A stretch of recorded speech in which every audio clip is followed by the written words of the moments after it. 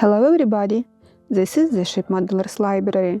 Today I will show you a book with the ship's bilge pumps by Thomas J. Oertling, a history of their development, 1500 to 1900. All wooden ships leak, a stark fact that has terrified sailors since the earliest days of ocean travel.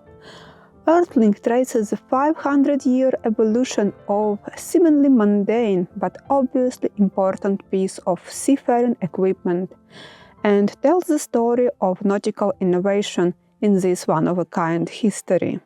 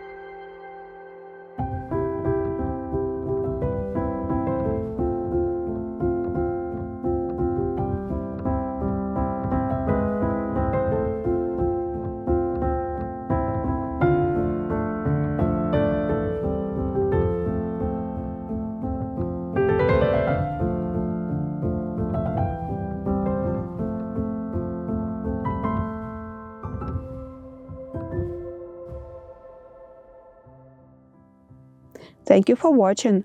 Let me know in the comments section below which book would you like to flip through in the next edition.